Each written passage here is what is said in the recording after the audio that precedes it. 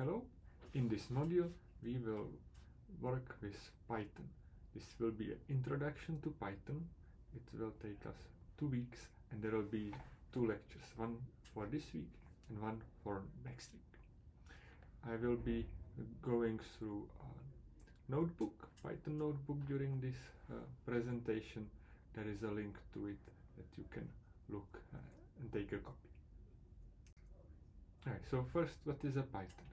Python is a programming language. It is a scripted or interpreted language. It is written such that it's easy to experiment with it, and it's portable between different devices. It's reasonably fast, but it is not the fastest language that is there. But maybe fast depends on what you want. If you want to write things, then it's fast in writing them. If you want to run things, it's not always the fastest. Right. There are nice features that it is already on your computer, typically if you have a Mac or Linux, and if you have Windows, it's quite easy to install. What we will be doing is using it online in the web browser, so you don't need to install anything. The language is very popular among scientists and community. So data science has a lot of packages for it. If you need to do something, probably somebody already did it for you, like a library, if you need to call some function, and they probably do a decent job. There's a lot of documentation too. Now here is a little bit more about Python. It is popular between data scientists as well as general software for developing applications.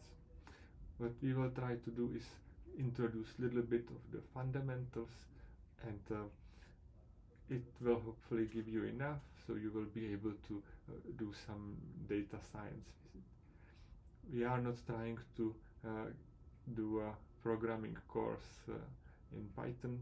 That's probably too much. If you know how to write computer programs in any language, it will be probably quite easy for you to learn the Python. If not, this will be a fairly quick 2 weeks. So, as I said, we will use Colab from Google. The nice thing about it is that you do not need to install anything. Unfortunately, you need to be connected to the internet if you want to use it. Our programs are small enough, so you will not need to pay any money. It will all run for free. Nice thing about it is you don't have to install any other libraries, and if you submit any work that you did in the Colab Research Google.com, it will be easy for us to check that it's running, because we have the same libraries as you have. There are other online places where you can try to run Python code, but we will use just this one. If you prefer, you are welcome to use a local installation and use some Anaconda to manage your Python environment, and use something like Visual Studio Code to run it, or whatever you like. But we will not go into it in this class. Here is a little bit for people who know other programming languages, for example C++ or Java. So here are few features that are for Python. It has indentation that marks blocks. So instead of using parentheses like you use, for example, in C++ or Java to mark blocks of codes, here you simply indent. So it forces you to do indentation. It's sometimes pain a little bit that the indentation has to be spaces or only tabs. So you have to keep an eye on that. There is automatic garbage collection, which means if you are creating some data structures and then you no longer use them, it will detect that there is some memory that's not accessible and freeze it. And almost everything is a reference.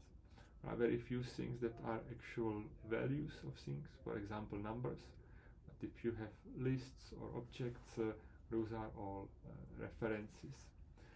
So you have to be careful when you are copying things. We'll get to it and show example with lists.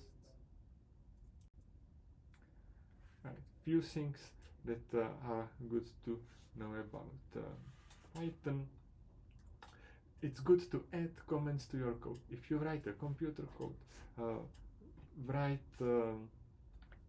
what are you doing, write what are you thinking. It is important for few reasons. One, if you write comments, then we will maybe know what you are trying to do. So if someone else reads your code, they will be faster to understand what you're doing. And also, you should write it for yourself. If you now work with some piece of code and then you come back to it a month later, you will have no idea what things are happening there if you make it too messy. Right? So write comments, make it for yourself and also for others. Good comment is something that tells you what are the ideas behind the code.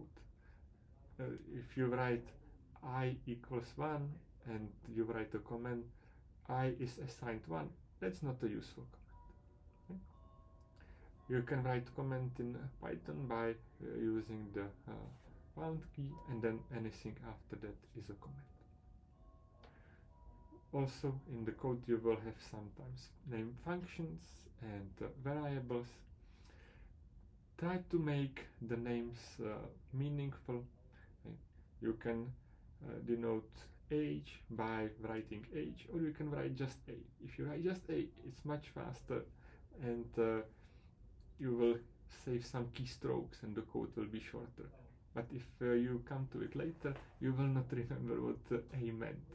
So I recommend try to spend the keystrokes and write variables that have reasonable names. Maybe you'll enjoy it later. Right. If you write a program that is bad, which happens to everyone, you start writing a program and when you keep writing you found out that what you are doing had wrong foundation and it's not working well. Start from scratch. It's much easier to say than do, but sometimes it's really useful. And then there is a advice that a friend gave me once, and it is a good life advice, not just for writing code, but it applies to writing code too. So if you don't know how to start or how to do the whole thing, just start and do something. Try to do it in any silly way you can, and maybe you will succeed, maybe not. But if not, you will find out why you didn't succeed and you will learn things. Right? So don't be afraid. Right. I will also come back to the comments quickly. Try to write comments, but if you write your code with AI, it is quite likely that it will have nice comments. And if there is code written just by students, it usually doesn't have many comments. So try to write code like AI and add nice comments to it. If you get stuck, ask for help. It's a good suggestion anytime. But in Python it works especially well because there is a huge library of code. So you can Google things or in Stack Overflow. Many people probably had the same problem as you had. Or you can ask AI or large language models, and they will likely give you a good answer. Right? What you can do is sometimes if you just get the error message, copy and paste the error message to the prompt, and you are quite likely to get a reasonable answer. Python also has a built-in help where you can call function help on something, and it will tell you some basics about the particular function. This is the landing page that you should see when you open the Colab Research Google and click at the link from the Python notebook. It should look similar to this. I will make a little bit more space by hiding some of the toolbars. So let's see what is here. First, there are blocks that are text and comments like this, and then there are blocks with a code in Python. These are, if you double click in it, you can write here some comments. Here are comments, and you can format them a little bit. So if you want to make some bigger, higher level comments, you can do it like this. Okay. I will delete it, so you can experiment with these lists here. Yeah. You see live preview, very nice. Right. So that's for writing little text that is explanation text. If you want to add a new one, if you go between the different cells, you can say I want to add a code cell, delete, or I want to add a text cell, I will delete them. Right. And this is a little piece of a Python code. This is comments inside the cell. So whatever is here in the comment sections, this is ignored by Python. And there is only one line that does anything. That's the line that's saying 1 plus 5. If you want to execute the whole cell, you can press here the play button, play, right? Execute it, 1 plus 5, 6, plus 3, or you can write shift return, or command return, or control return. You can notice that if I press the command return, I stay in the same cell. With the shift return, I move to the next cell. So this is a basic introduction to how this system works. Right. And here is the integrated help. There is a function called print. It's one of the very useful functions that will let you print things. So if I evaluate help print, it will tell me about the function, that what are the arguments possible, separator, and I can add. Okay. It's one way to get help. Another way to get help is to try print this question mark. I guess you get here help on the side. It's a similar help as the help. Close this. And write help, up, and execute.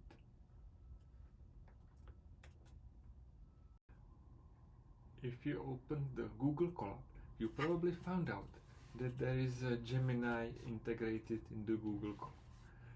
It makes it very convenient if you know what you're doing. Feedback from students from the past is saying that they felt AI was doing the work instead of them, and they didn't actually learn anything. And if I used it in class, they felt like I wasn't doing anything either.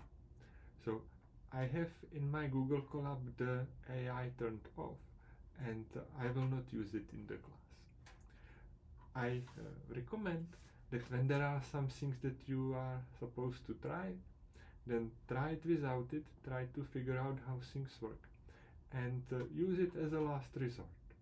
I mean, if you are stuck and have no idea what to do, and there is no way you can find for you what what to do, then it may help you, it may get you unstuck.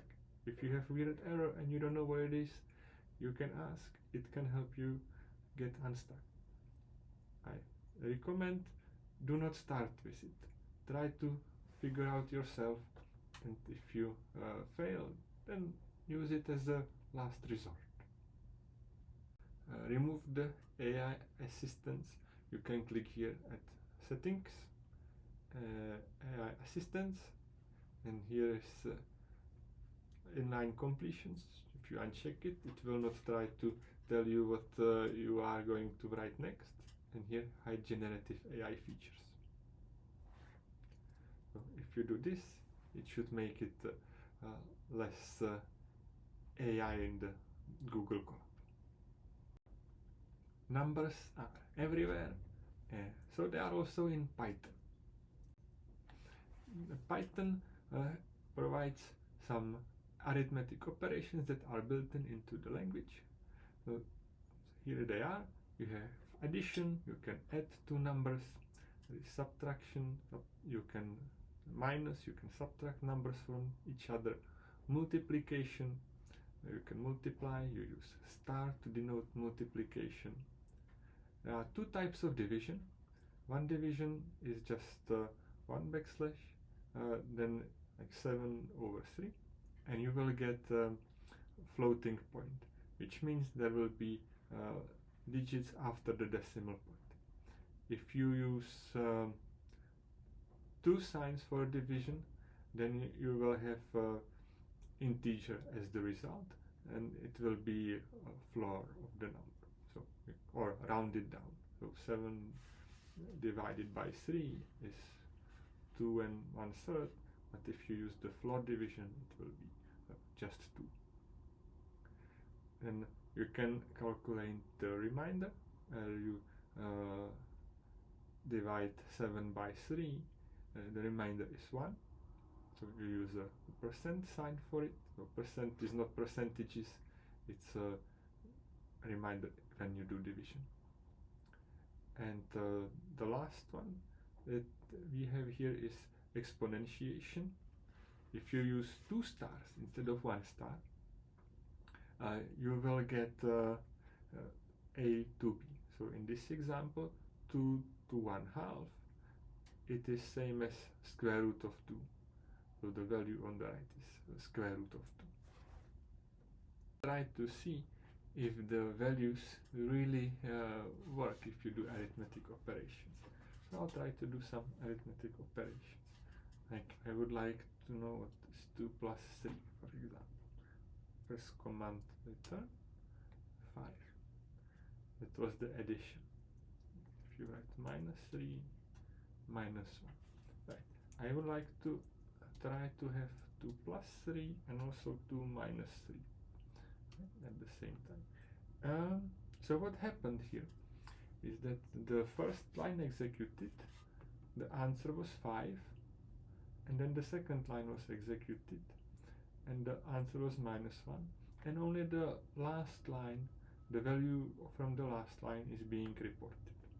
If I want to report all of them, I have to explicitly ask. So I can do print. It says what of suggestions, print 2 plus 3, and now it writes 5 and -2. I can write also print, just to make sure that it stays there if I write some things later. I will try to do all the other things that we had in the slide to check if it really works. I will start running into a trouble, 7/3, that I will stop remembering which line corresponds to which expression. So what you can do in the print function, you can print more things at the same time, and we'll get to them in a little bit.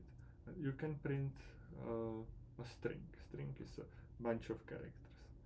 I'll maybe create one, and here I will write a string. This will not be evaluated, it's just a bunch of characters now. 2 plus 3, and now it prints 2 plus 3 equals 5. I can go here. X around, and there will be x around. You can notice that here I wrote comma, but then it translated into space. If you want, you can change the delimiter. We'll go with that. I will change this other as well.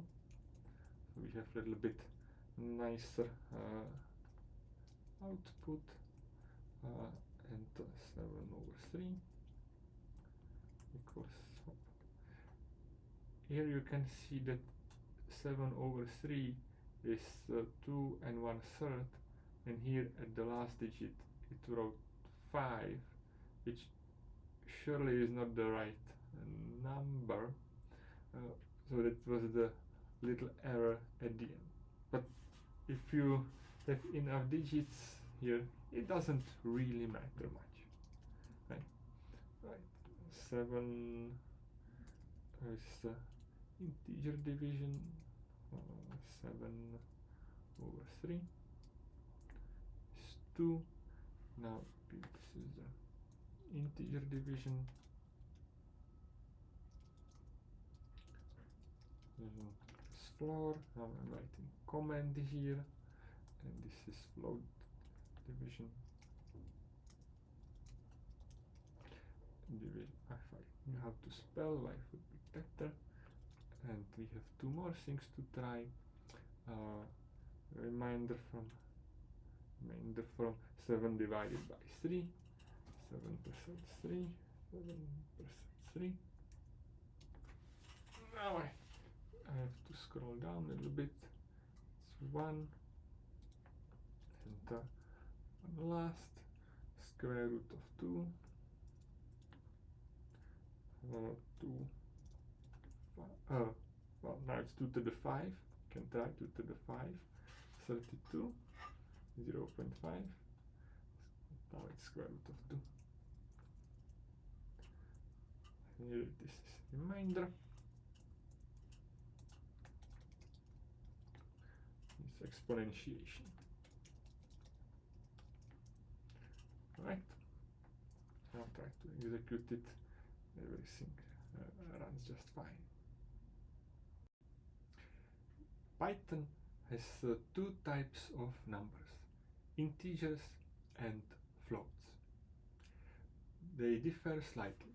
Integer, usually called int, is an integer of virtually any size, and float is a number that has a fractional part, that has digits after the decimal point. Integer never has digit after the decimal point. The float always does. You can print float using scientific notation, so it will have the number between 0 and 1, and then exponent, or between 1 and 10, depends. 3 limitations to the float values. You cannot have arbitrary number in it. Eventually you run out of space, but in most applications you don't have to worry about it. The floats have also limited precision, so it's not infinite precision. After the decimal points, eventually there are numbers that are too small to represent. And if you do arithmetics, then sometimes the very last decimal point number may be wrong. Typically it is not a problem. Some people spend a lot of time worrying about the last decimal place, because if you do many operations, these errors can accumulate. We will not worry about it in this class. It's something you should keep in mind that may happen. Types of numbers, integers and float, right? If I write 4, maybe one thinks it's integer. If I write 4.5, maybe one thinks it's a float. How do you know which one it is? Well, you can ask. You write type, it will tell you what it is. So 4 is integer, 4.5 if it's float. Maybe I'll write print so we don't forget it. Okay. So we have a float and then integer. If you want to convert from one to another, you can. For example, you can write 4.5 and write int and parentheses. This is saying convert 4.5 to integer. Now it's converted to 4. You can ask what it is, and it is integer. You can also convert back to float if you want. So now you convert it to float. Converting to float is usually easy. Converting to integer is the bigger trick. So we'll do some experiment. Okay. Print 4.3 converted to integer. Int is, I will write int 4.3. I guess not a surprise that what? 4.3. Now we see how error looks like. It shows you where is error. 4.3 converted to integer 4, so it drops the 0.4. What one should be aware that it is not rounding. So if you have 4.9, it is still converted to 4. Just drops whatever is after the decimal point. I'm using copy paste to make my life easier. If you have negative number, then minus 4.3 is converted to minus 4, and minus 4.9 is also converted to minus 4. So if you convert from float to integer, you just drop anything that's after the decimal point. Here is a little test about precedence of arithmetic operations. It should demonstrate that the power happens before you do multiplication. Similar how multiplication happens before you do addition. I would like you to try to execute this in Python and see what numbers you get. If you do it, you may get the following. So for A, you will get first 10 to the 10, and then it is multiplied by 3. So it is 3 and 10 zeros. For B, first 3 is to the 10, and then you add one more 0 after it. For C, first 10 is multiplied by 3. The parentheses make sure that it happens first, so it will be 30 to the 10.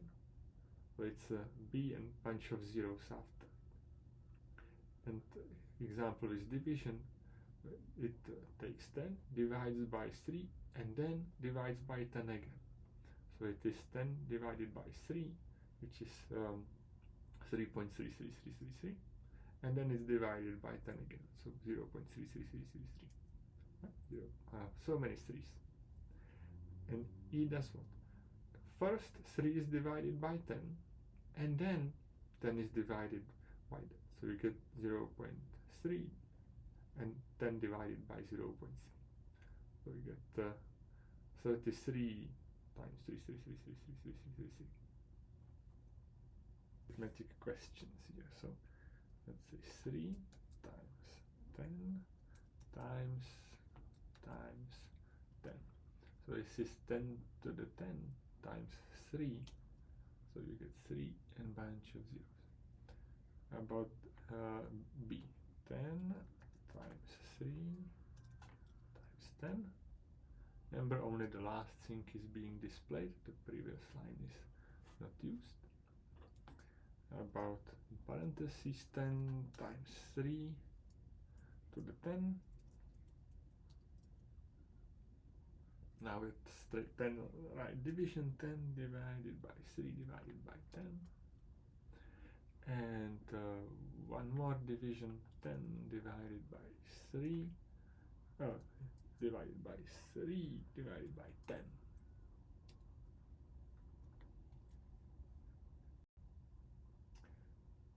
here are other operations that you can try to look at, try to see in Python what they do, and see if any of them are correct operations and if any of them cause errors. A funny arithmetic question. So 30 times 21.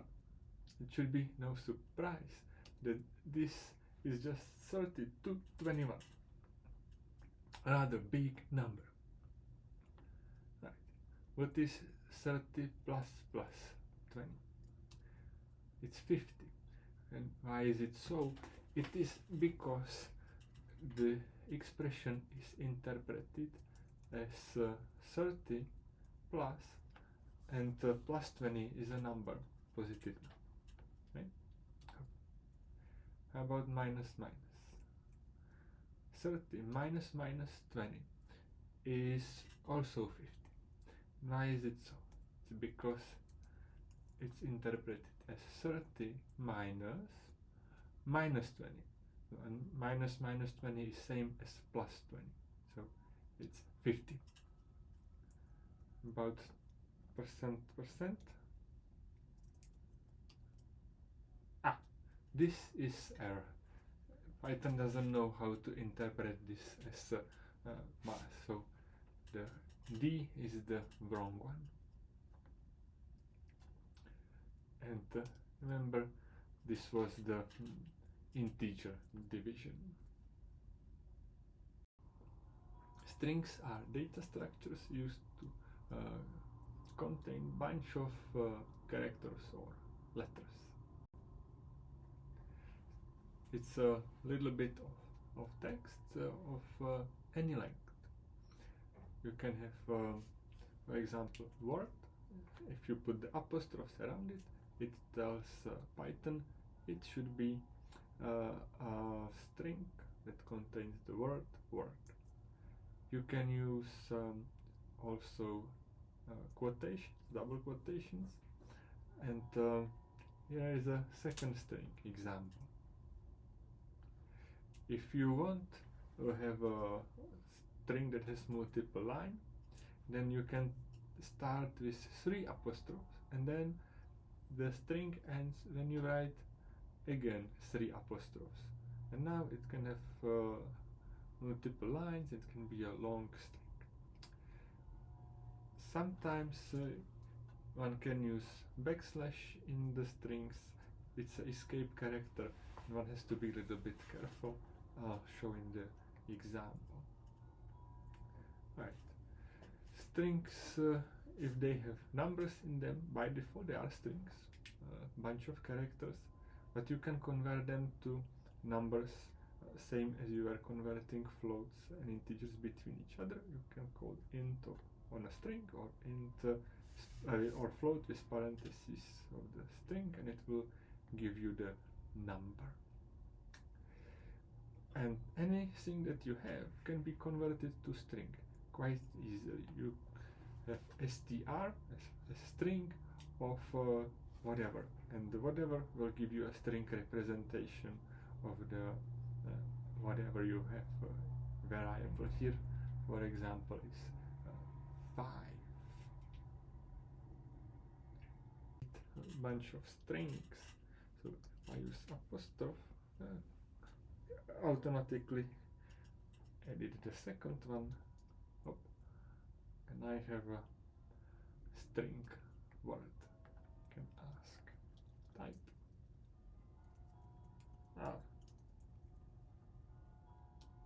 and I got time string. Right. I can also make string by using double quotations.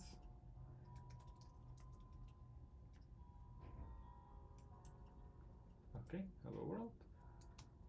I have a string hello world.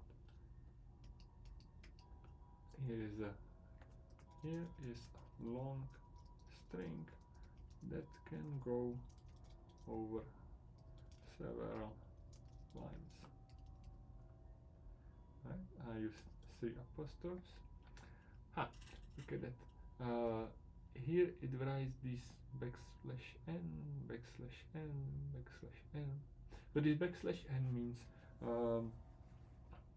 new line. The backslash means a special escape character, and then there are few things that can happen after it.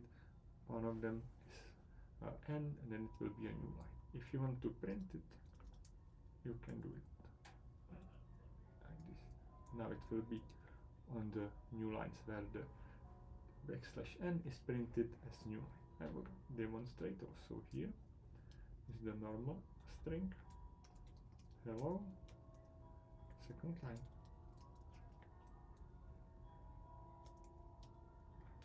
Hello, second line. This created a new line. If you want to write backslash, you can write backslash twice. Here it is. There are other things that can happen. For example, backslash t, it creates a tab, a space. Okay? Or if I want in the string to create apostrophe, I can. If I don't put the backslash in front of it, it would be considered to be the end of the string. Okay? Most of the times there will be no special need for it, but it's good to be aware. If you are, maybe I'll make another one. I wanted to show hello, no escape character here. Okay. If you start the string with R, then there are no escape characters, it reads every character as is. So if you need to write string that has a lot of backslashes, sometimes using the R may be useful. Right. Let's try to do some conversions. So we had here int of 12, so this is string 12. Now try to change it into integer, and it is now integer. I can write 12 plus 3. I can have a float of 1.2. Now I have float 1.2 plus 0.3 is 1.5. If you are converting string to float, it doesn't need to have the decimal point. It can be integer too, it will convert it to float just fine. But maybe troublesome if you try to convert floating point to integer. Then you get into error saying that 46.8 is not an integer. Right? Also, you need to have like the digits there. If you write something like int of 0, it will, well, I guess I had the error here before, comment the error out. It will not be able to understand that 0 should be 0. Right? You have to write the digits, you cannot write the number as a word. There is the conversion in the other direction. You can write string of 4.5. I still have this thing that I didn't comment out. Now you get a string 4.5. 4.5 plus 5, you get 9.5. Okay. You can try what happens if you do string 4.5 plus string of 5. Now what it does, it creates a string, and the plus means append the strings after each other. So here's a hello plus world. Now it connects the strings together after each other. Right? So it doesn't do math after you convert to strings. Here is a question for discussion. We have here x equals 3, y equals string 4, and z equals string 5, 6. This now is also showing how to create variables. X will now be something that corresponds to 3, y will point to a string that contains one character 4, and z will be a string that contains two characters 5 and 6. There are 4 expressions A, B, C, D, and some of them work better than the others. So what I'd like you to do is try to see in Python which of them work and which of them don't, and comment on why do they work or why do they don't work. To do the discussion question, so I'll create a variable x equals 3, y equals string that contains letter 4, and z string that contains letter 5 and 6. I try to execute the cell, nothing happens. If I have as my last entry x, y, or z, it prints the very last entry. I can also explicitly ask to print it. Right. So now I have this x, y, and z, and here if you click on variables, you can see that there are things like x, y, and z that now exist in this runtime, and x is integer, has value 3, y is string of 1 characters and has value 1 character 4, and finally z is 3 characters, value 5.6. So if you get stuck and you don't know what variable you have, here you can look. Right. Now we'll try to see what goes wrong. X plus y. X plus y. It tells you what goes wrong somewhat.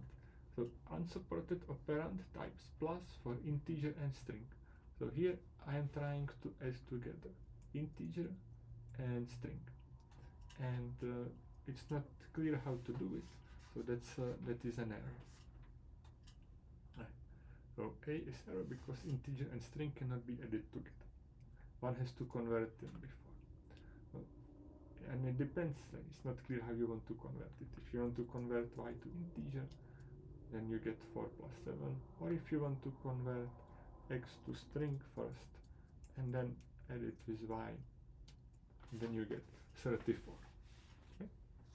Right. Let's look at question B. X plus integer of y plus z. Right?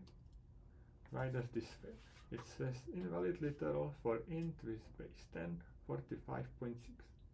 What happens is that x plus y, or the y plus z, is 4 concatenated with 5.6, so it's 45.6, and that cannot be converted to integer. Right. How about C? It's a string of x plus integer of y.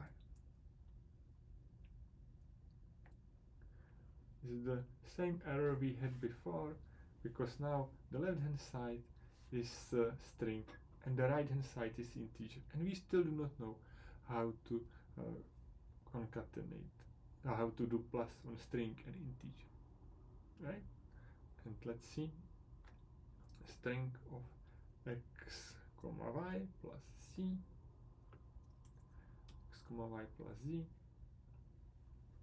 So this x comma y, you have to put just one variable in, and then you can get a string out of it. And this comma y doesn't take 2 arguments.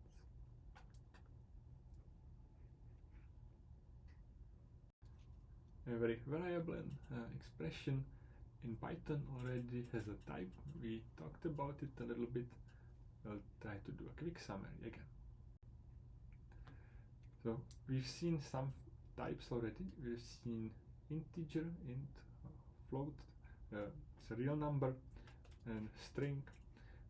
You will also saw function. If you have a function, you can ask what is type of print or type of apps. Apps is absolute value, and you can do it with the call type of something.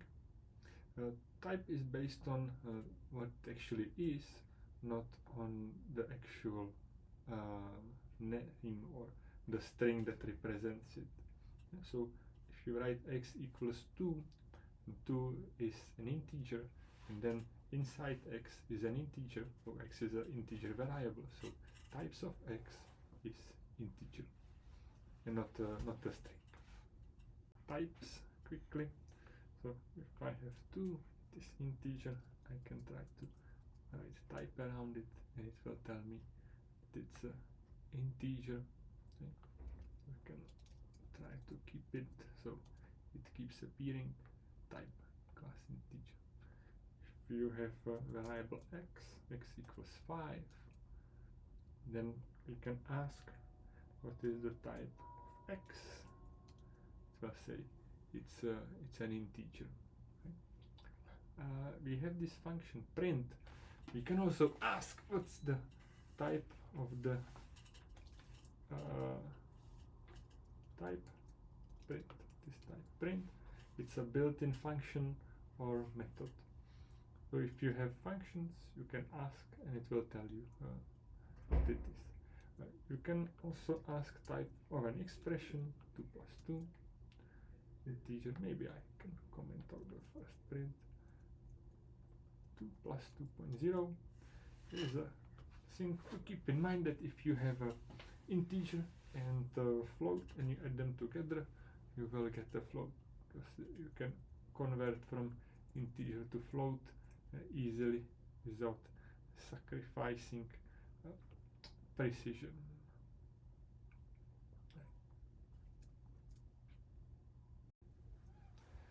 The conversion between different types. Okay?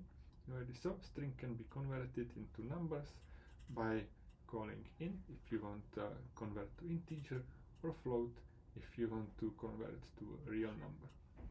You need to write digits in there. You cannot write a string that describes words. No, it will not work. And the other way, anything can be converted to string. So string of 5 will give you a string that contains 1 character, 5.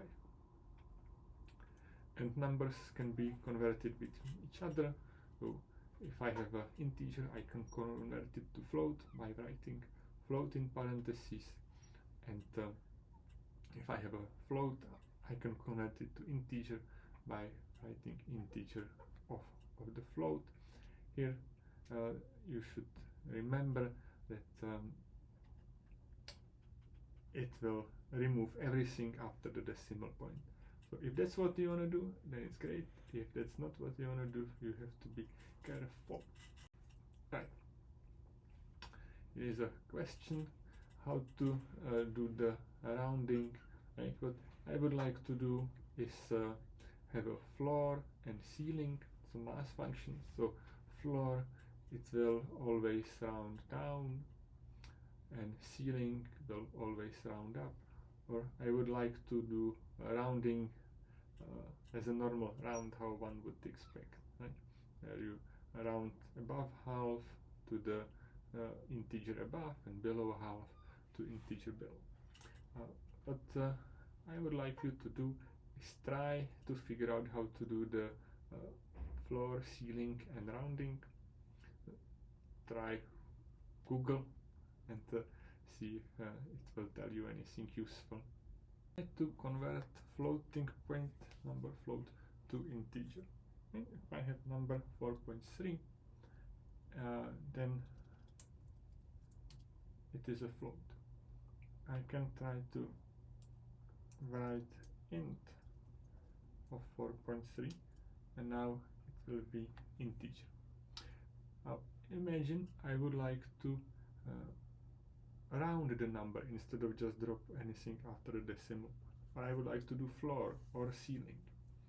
So what we can try to do is go to Google and try to figure it out. In Python, how to do rounding,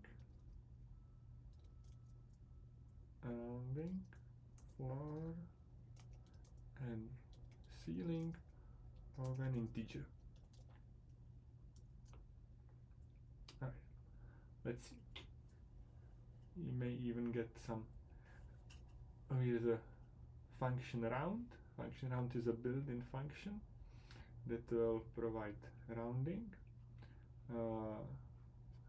Example, and there is a module mass, and in module mass there is a function floor and seal, or ceiling and floor for floors. And here are little examples. So this is AI generated, so who knows if it's correct or not. Here is a nice trick, and that is you can try whatever is here and put it into the Python notebook, and you will see if it works. Right? Here we create variable number, num is 10. Kind of weird that it didn't create a floating point, so it didn't do anything. If you do round, it shouldn't do anything. And this print here, it says that the F says that you will be formatting the string, and here it will insert the rounded number. Right. So I will try round 4.6. Round to 5. How is 4.5 rounded?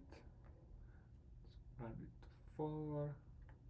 4.51. Round it to 5. 30.38. Round it to 4. Okay. So here are a few examples. If you put a negative number, minus 38 is rounded to 4, 1/2 is rounded to 4, over half is rounded up. Okay. Minus 495 is rounded to 5. Maybe it will be better to have it print round this, so we keep seeing it around minus 4.95, around minus 4.95.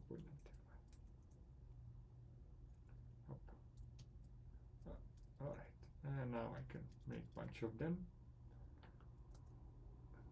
Plus, negative 1. You should try to round 1/2. Interesting how the border cases look like.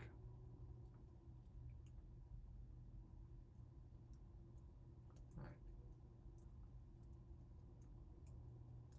In each case we have the positive and negative, and try to round them all. So 95 rounds up, 1/2 rounds down, and less than half also rounds down. Down means closer to 0. Right. The other thing that you are suggested is use the floor and ceiling. So here we go. In order to do that, I need functions floor and ceiling. To get them, I need to get a module mass. Import mass. This is importing a library of mass functions. Now I have a bunch of mass functions that I can use. The library is already installed. If you want to import some library that is not installed, there are some functions like pip that will help you install libraries that you don't have. You shouldn't need to install anything in the Google column. Right.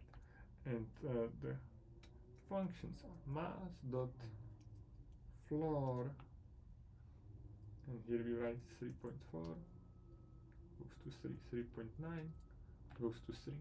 Right? I will copy this thing and write mass.floor everywhere. So we can experiment and see what the floating does.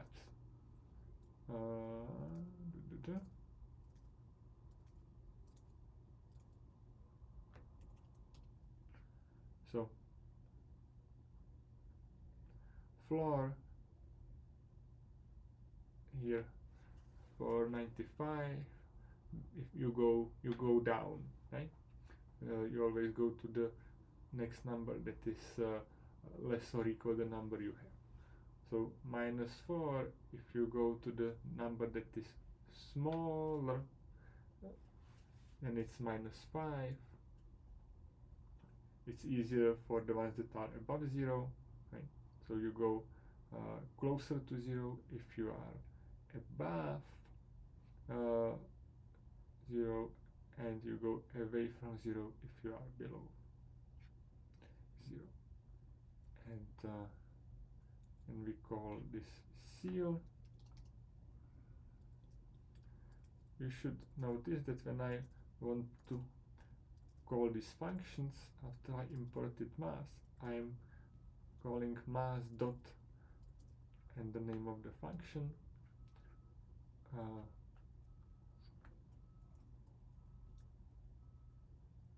I have a long text box here. So now sealing, in the case of negative numbers, it moves them closer to 0, and positive numbers, they are moved further away from 0.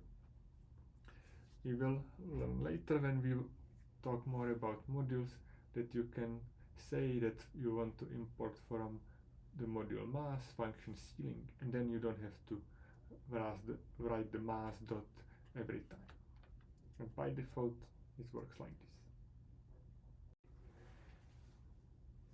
Now we'll try to discuss how to store more values at the same time in Python. So we'll have a data structure that doesn't contain just one number or one string, but it can contain several things at once. The first data structure that we'll use are lists. Lists are a sequence of data values that are ordered by index. So everything we can say, this is the first entry, second entry, third entry. So every entry has a index, and typically you have similar things in the list. So we have a bunch of numbers or a bunch of strings. Okay? In a way, string is similar to a list, because string was a sequence of characters or letters, and list is a sequence of whatever data you want. The items can be mixed and matched. You don't have to have only integers or only floats. You can throw in whatever you like. So here is an example. I have a list. I use square brackets to define a list, and then I enumerate the entries in. So here is a list that has entries 1, 2, 3, and len is the most useful functions. It will tell you how many entries are in the list. And here are another 2 examples. I have a list that contains 10, 20, 30, 40. It contains 4 integers. Or I have a list that contains here 3 strings. So you can put whatever you like into the list. Here are basic operations with list. It is so that len will tell you how many entries are there in a list. You can concatenate lists by using plus. If you do one list plus another list, it will create a list that contains the first 1, 2, 3, and then it will contain 4, 5, 6. If you want to construct a list that repeats the same entry many times, you can use this square bracket 4 times 7. So now it will create a list that contains 4, 4, 4, 4, 4, 4, 4. It's a little bit tricky. One has to be careful if one constructs a repetition list what you are using is not a number but something that can be a reference. We'll see the example later. You can test if something is in a list. So if I want to test if 3 is in list 1, 2, 3, I can use a construction 3 in 1, 2, 3, and it will return true or false. It's a Boolean variable. We'll get to Boolean expression. We'll get to Boolean things in a little bit. And you can also iterate over list. For x in 1, 2, 3, 4, print x. It will go through the list, and for each entry in the list, it will call print x, so it will print. So we'll get to that later. If you want to append to a list, you can append to a list by calling append, so it will add thing at the end. You can also insert to a specific location, if you say insert index object, and you can remove by calling pop or remove. This notation where you have a variable and then write dot, it is used to say I have a variable and I want to apply some function on it. Okay? Most variables that are not the basic, such as integer and float, you can have functions applied to them that are member functions. Lists a little bit. So how do one define list? You can define list by using square brackets and then you write entries in the list. That's it. Fairly simple. Now we have list with entries 1, 2, 3, 4. 1, 5, 3, 4.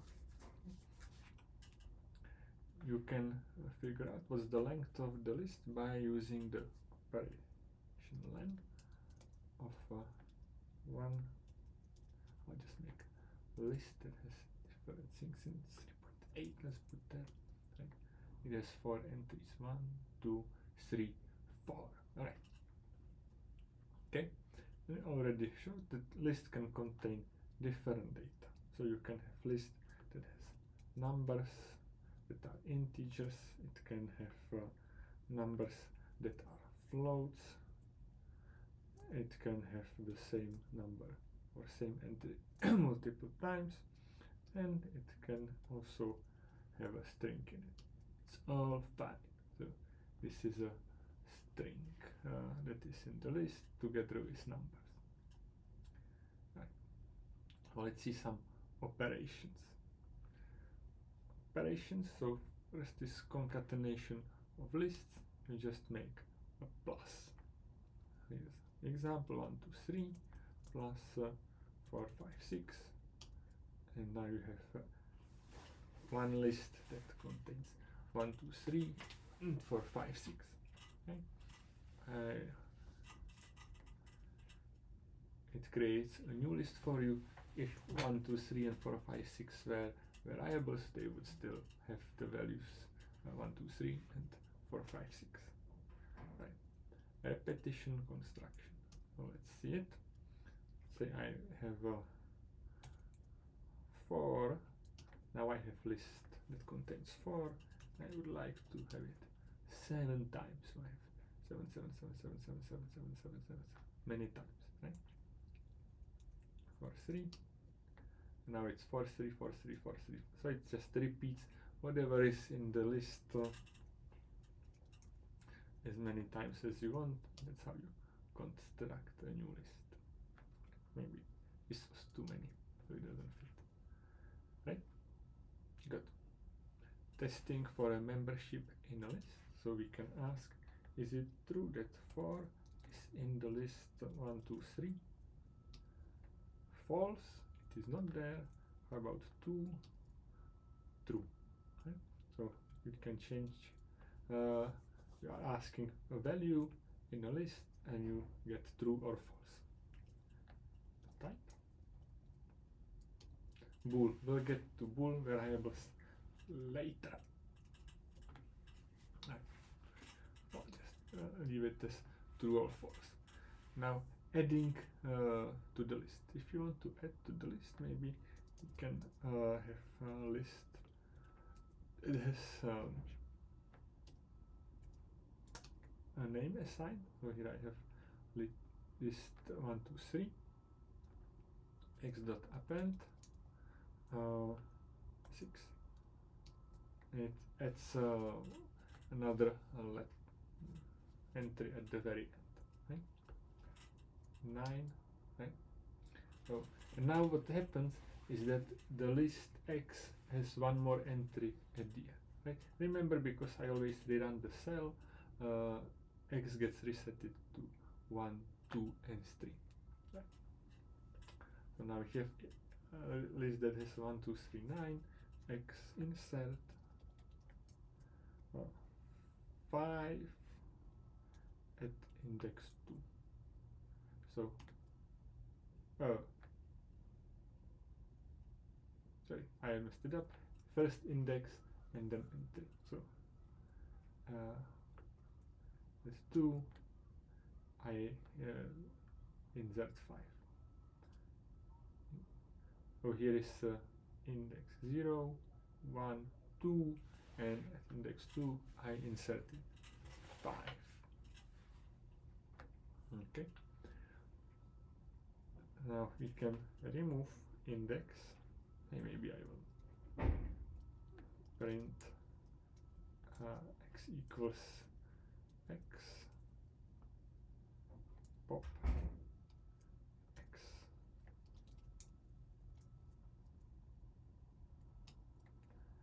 Pop removes the last entry.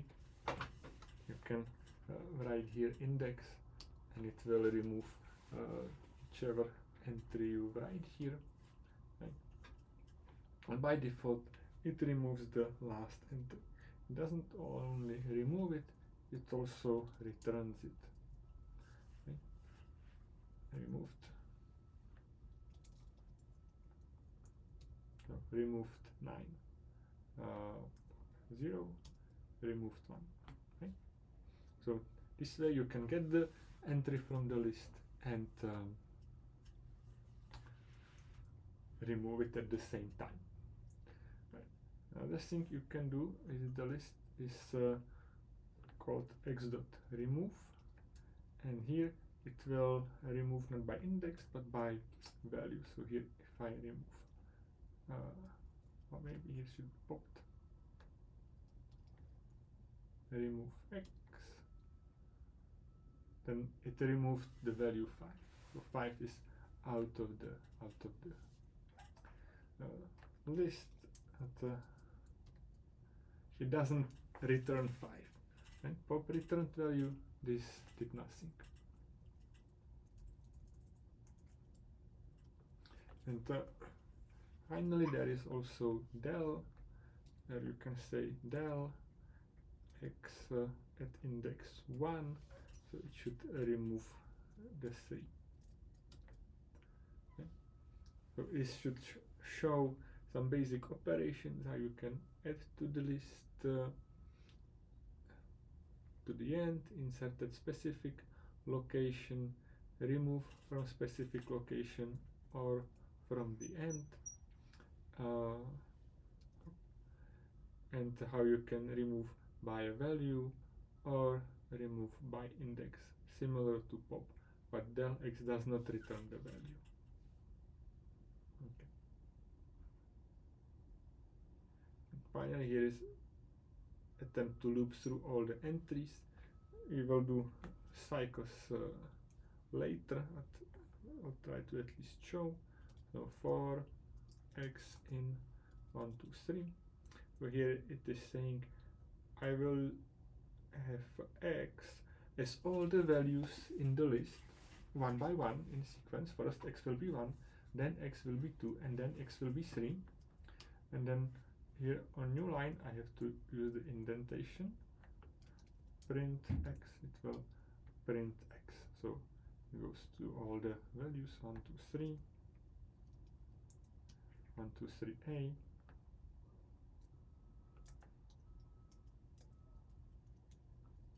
so if you want to process a list, everything that is in the list, you can do it easily like that. For example, let's say y equals 0. We try to sum all the entries in the list. Okay? Y is equal to y plus x. I'm adding it. Print y. And we have 6. Sum of all the entries in the list is 6. But we will get to do more entertainment with loops later. Right, here is an example that shows an important feature of lists. Okay? So let's look at the code. It says x is a list containing 1, 2, 3, 4. If you write print x, it will print list 1, 2, 3, 4. Then we create y equal x. Y equal x makes variable y, and now y also is the list 1, 2, 3, 4. Now if I write y in square bracket 0, it indexes the entry 0 in the list. The entries are indexed 0, 1, 2, 3, 4, 5. So the first entry has index 0. And it changes it to 3. And then if you print the list x again, here we have a different way of printing x, you will see that x has changed. And the question is what happened and how to fix the code. Because if we changed y, here maybe we didn't want to change x. Right, here is an example how it is done in a memory. So first we have x is a list 1, 2, 3, 4. So in a memory, in the computer memory, there will be a sequence of numbers 1, 2, 3, 4. And the x will be saying, look at this piece of memory, and in this piece of memory there is 1, 2, 3, 4. And if you call y equals x, what you are really copying is only the thing, look at that place in a memory. Okay? So it's like if you would like to have a house, so the 1, 2, 3, 4 is a house, and x is address to the house. And if you copy the address to a house from one piece of paper to another piece of paper, they both point to the same house. You didn't build a second house. Right? So the y equal x is just copy the address. Right? And now if you call y 0 equals 3, you want to change the entry 0 of the list where the y is pointing, and you want to change the entry with index 0, which is the first one, to 3, it will change it for both x and y. Here is the possible solution how to do it. So if you have a list x, before you write y equals x, you need to make a copy of x. So you write y equals x dot copy. So what happens is that in the memory, the list 1, 2, 3, 4 is duplicated, there is a copy created, and y points to the copy. Okay? You could think of it that you have address to a house, and you build an identical house somewhere else, and then y has address of the identical house that is somewhere else. And now if you change the first entry in the list y, the x stays the same as it was, because it is somewhere else in the memory than y.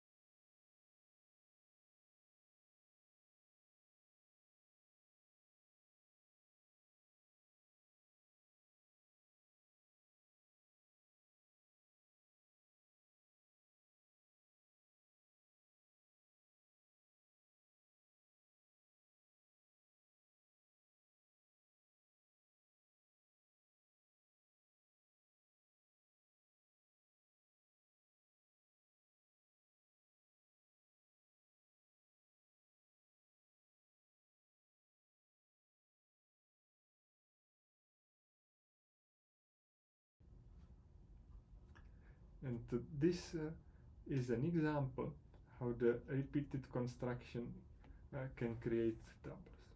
If you have this following thing, that you have 3 4 is a listed 3 4, and you write the times 4 for the list around it, you will create a list that has 4 entries, and each entry is an address to the list 3 4.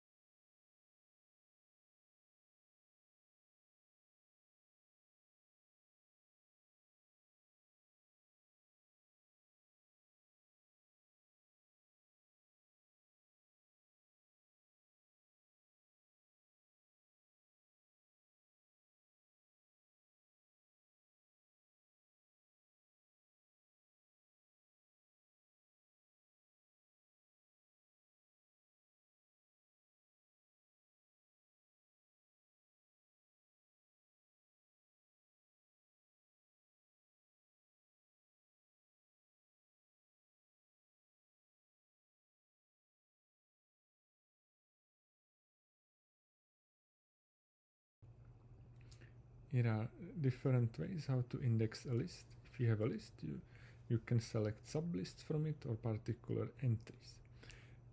To make life easier here, we have list 0, 1, 2, 3, 4, 5, because number 2 is on the entry of index 2. Right? Remember, indexing starts from 0. Right. So x in square brackets 4 is the fifth entry in the list, right, on position 4 starting from 0. The 0 colon 3, it's saying I would like a sublist of the list x that starts at 0 and ends at index 3, and the index 0 is included and the index 3 is not included. Okay? So the first one, so it's index from that is included to that is not included. X2, 4. One would think that this would return the second and fourth entry. Oh, the entry is index 2 and index 4. But that's not right. This notation doesn't work. So you'll get error if you try. X of -1 returns the last element. So you can go backwards in the list. Sometimes it's quite useful to be to be able to index from the back. Okay? Then there is from 5 to 5, and from 5 where 5 is included, and then 5 is not included. So it will return empty list. And then there is from 5 to 6, so it will return list that only has in it the index 5. Here's a small distinction that if you select the index 4 or -1, you get entry. If you get from 5 to 6, you get a list. And the slice notation, if you ignore the lower bound or the upper bound, then you will get it from 0 or you will get it until the end.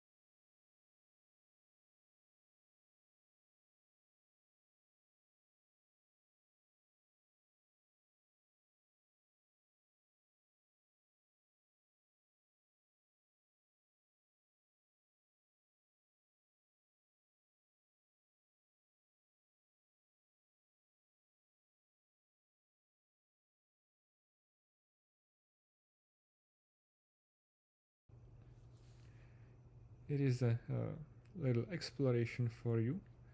Try to figure out how to select only entries that are on even indices, right? So on even positions.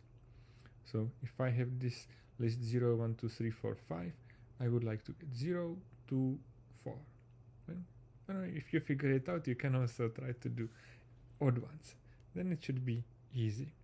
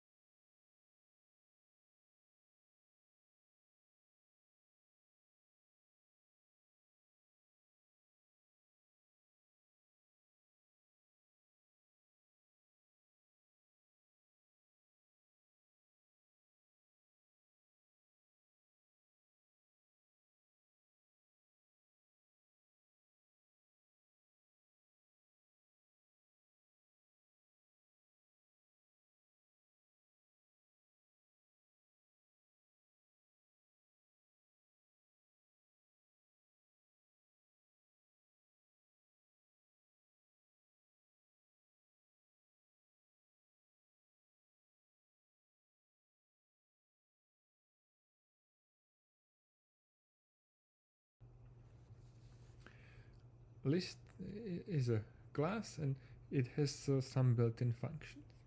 Okay? Here is a thing how you can call them. You write x dot, and if you write the dot, then you have to write the function that you want to call. If you know the name of the function, great. If you don't know, the editor will help you. You write x dot, and then you can press tab, and you will get a list of things that x can do. So try some and see if it works for you.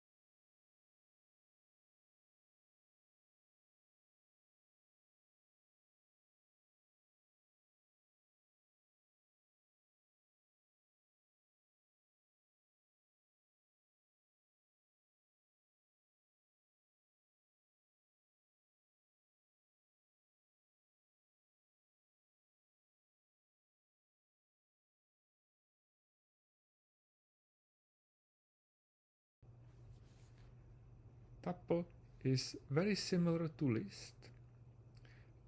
Instead of square brackets, use the round ones, and you can use them at many places where you can use list, but it has one major difference, and that is if you have a tuple, you cannot change it. It doesn't have function like append or pop. The tuple is always fixed, no modifications to it. Okay? And if you have a list, you can change it into a tuple by calling tuple of list. And if you have a list tuple and you want to change it to list, you can call list of the tuple. So here is a question for you to try. How can you reverse a tuple? I was saying you cannot change it, but try to figure out how to reverse it. I'll say maybe one more thing, and that is one could think tuples, why are they useful? Right? List is like a tuple but can do more because it can be modified. So the advantage of tuple is that it cannot be modified. It can be used in some other data structures that you can use tuple as a key because it will not be changing.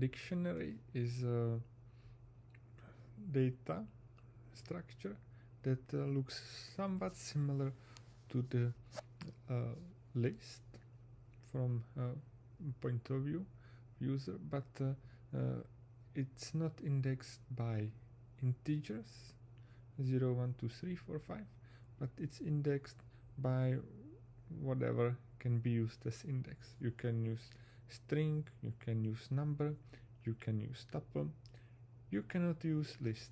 So if it is something that cannot be modified, you can use it as index. And if you use integers, they don't have to be consecutive. You can use index 7, 15, 49, right? Whichever you like. And then it works a little bit like list, that you have any values you want in it. Right?